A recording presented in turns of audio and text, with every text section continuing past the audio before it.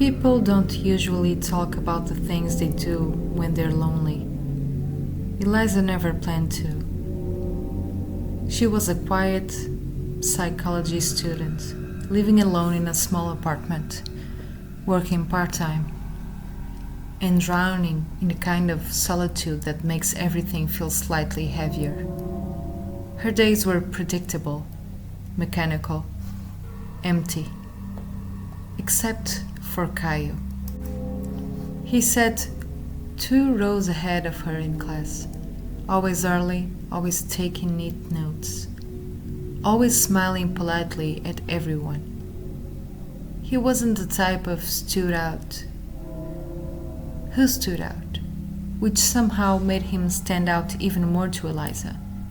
He seemed gentle, safe, and normal, a steady point in her blurry routine. Normal enough to fall in love with, safe enough to obsess over. One night, while scrolling through videos about attachment styles and how to get someone to notice you, she clicked on a link buried in a comment thread. The site looked ancient. Dark background, grey texts, glitchy icons. It wasn't a witchcraft page. Not really. More like a community of people sharing stories about old superstitions.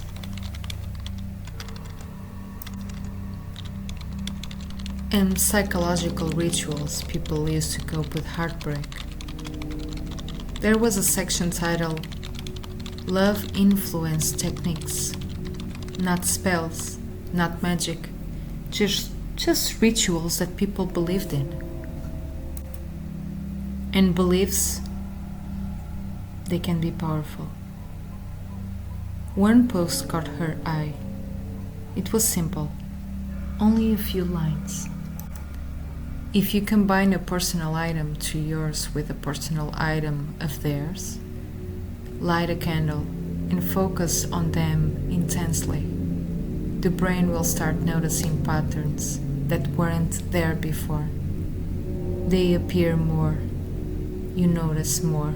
It creates a psychological effect, not actually magic. That made it feel safe. The post ended with, but once you fixate, it's hard to unfocus. Eliza told herself it was harmless, just a symbolic act, something to feel in control for once. She didn't have anything of chaos until he borrowed her pen one day during class. When he returned it, she kept it in her bag like it was precious. That night she put his pen and a piece of her hair inside a small metal box. She lit a candle beside it. No chanting, no spells. Just staring. She whispered his name once, feeling ridiculous. But when she whispered it again, something strange happened. The room suddenly felt too quiet, too still, like the air was waiting. She whispered a third time. The candle flickered violently, then steadied. That was all. She blew it out and laughed at herself. The next morning at college, Caio held the door open for her. He looked at her, really looked, for what felt like too long. "Morning, Eliza," he said. She froze. He knew her name? She convinced herself it meant nothing. Maybe he'd heard the professor say it. But that day she saw him 3 more times in places she normally didn't. Library, cafeteria, hallway. Each time he gave her a small polite nod. Coincidence. Pattern seeking. Exactly what the forum said would happen. By the end of the week, the coincidences weren't coincidence anymore. He began waiting outside the building after class. Not for her, she told herself. He must have just been leaving at the same time. But one day, he walked right up to her. "You always take bus 117, right?" he asked casually. She stiffened. She had never told him that. He smiled awkwardly. "I see you there a lot. Mind if I walk with you?" Maybe she had seen him before and just never noticed. The mind plays tricks on you. But as they walked, he asked questions that were oddly specific about her schedule, her neighborhood, her weekend routines.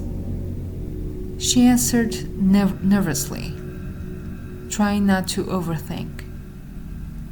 People get curious. People get friendly. Not everything is sinister, she thought. 2 weeks later, she came home to find something tapped to her apartment door. A note. In Keo's handwriting. "Sorry to bother you. I just wanted to check if you got home safely. You weren't on the bus today. Caio."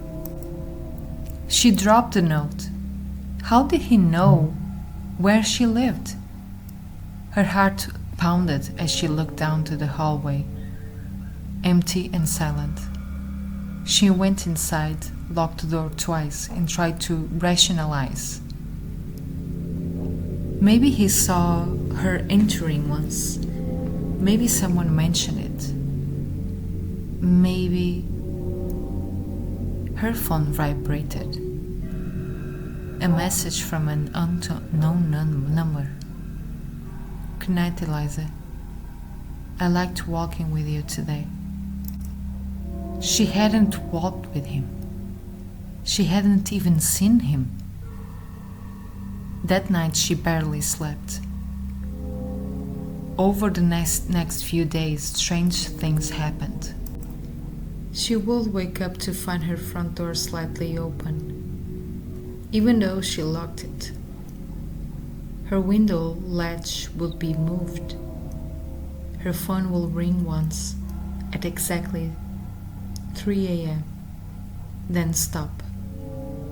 She changed her passwords, changed her routine, stopped attending classes, but the feeling didn't stop. Someone was watching her. Panicking, she returned to the forum and posted, "Is it possible for someone to become too fixated after the ritual? Not because of magic, but because we start giving them attention unintentionally."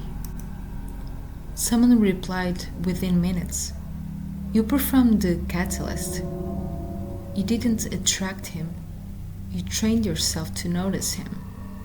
You interpret everything as connection. And he noticed you're noticing." The ritual doesn't change them. It changes you. You opened the door. Now close it. Eliza tried, but it was too late. One night, exhausted, she returned to her apartment and froze. Her metal box, the one with the hair and the pen, was open on her bed. She hadn't touched it in weeks. The window was pushed up a few inches. Cold air seeped in. Then her phone buzzed in the table. A message. Unknown number. "I found your little ritual box. You think I don't know how long you've been watching me? Whispering my name? Don't worry, I'm watching you too. We can stop pretending now." Another message arrived before she could breathe. "You called me first." Eliza dropped the phone and backed into the corner. her breath shaky, her vision blurry with panic. She realized something sickening. She had been afraid of what she might have drawn toward her. But the truth was worse. She hadn't summoned him. She had only given him an excuse, a doorway to justify everything he was already doing. The ritual didn't create the danger. It only revealed it. At 2:41 a.m., her forum account posted one final message. He knows where I live. He thinks I called him. I don't know what to do. If anyone's online, please tell me how to undo this. The post has no replies. It's still there. Her account has been inactivated ever since. And Caio? He hasn't shown up to class in months. No one knows where either of them went.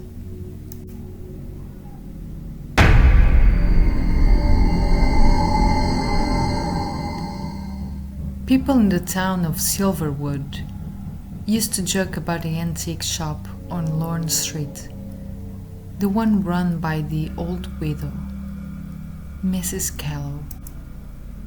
It smelled like dust, dried lavender, and something faintly metallic. You could find anything in there. Cracked music boxes, rusted keys, jewelry that hummed when you held it too long. But the one thing she never displayed on shelves was the mirror bride. She kept it in a back room, covered with a sheet, and she warned anyone who asked. Love spells work, just not the way you want them to.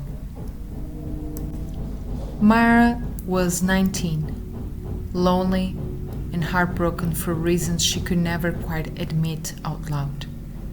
She was in love with Jonah, the kind of handsome, restless boy who treated affection like a temporary hobby. He liked Mara when he was bored, then ignored her for weeks, then came back again. And Mara took him back every single time. One night, after watching Jonah leave a party with someone else, she wandered into the antique shop, mascara smudged, hands shaking. Mrs. Callow looked at her for a long moment, then said quietly, "You're here for help."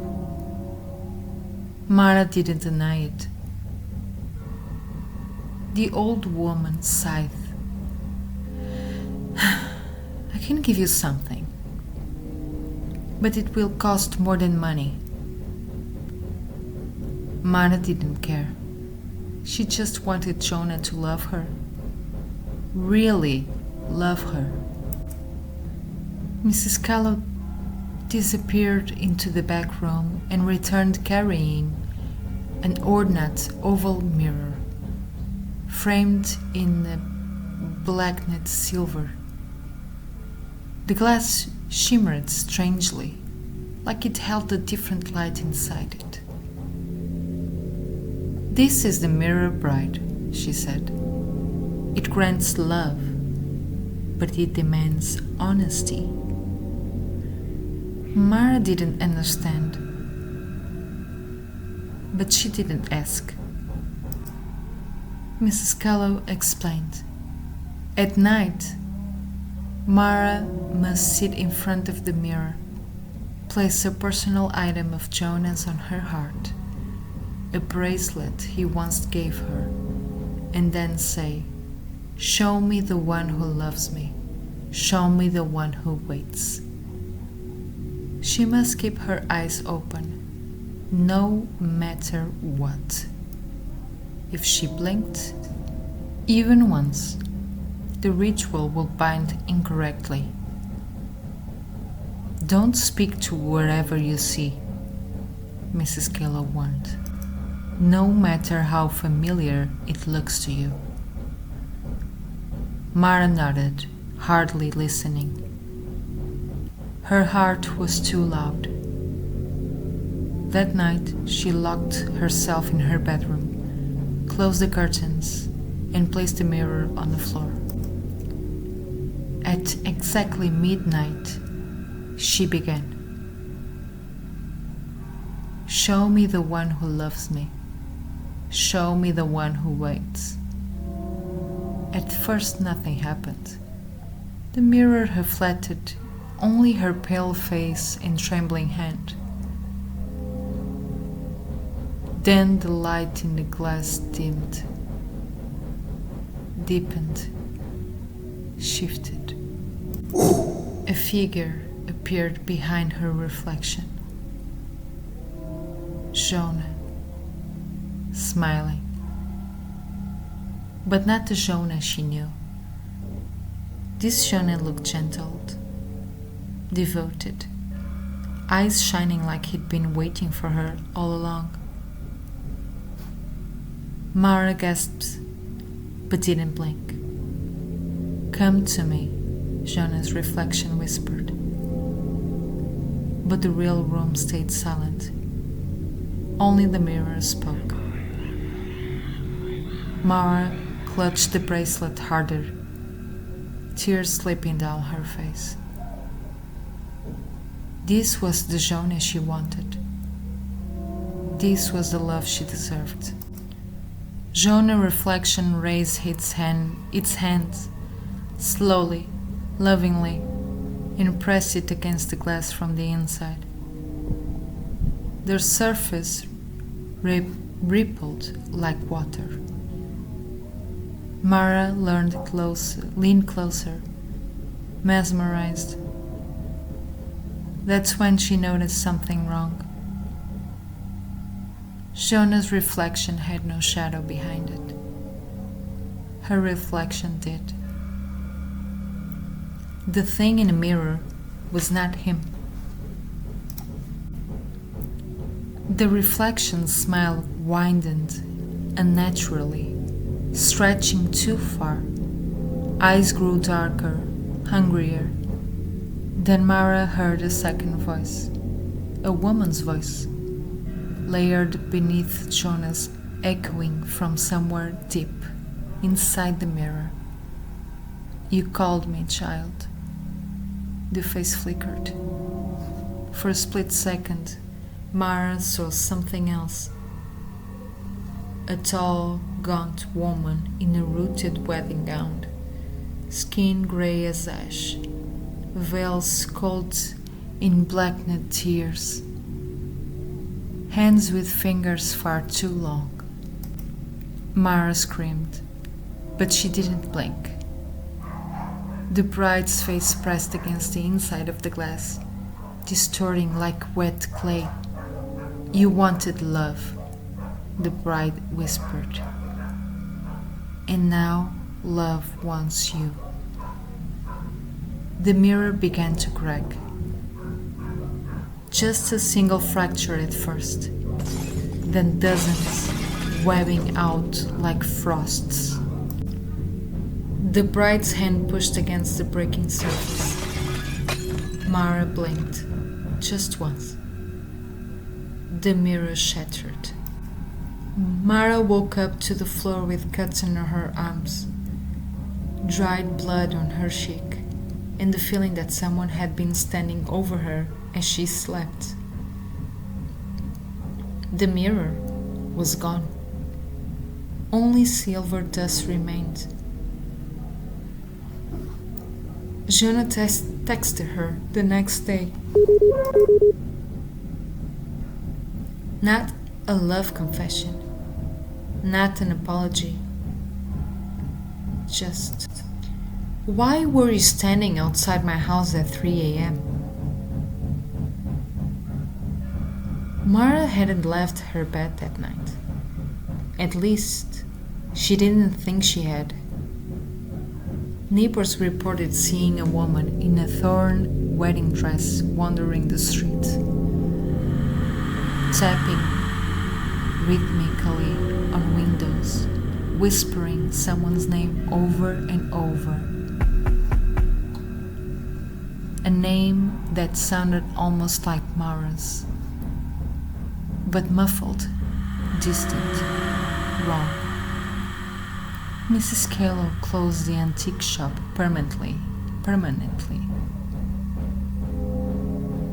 Mara, till this day, sleeps with the lights on, and sometimes in the corner of her eye, she swears she sees a faint reflection in places where there is no mirror. A bride, waiting, smiling.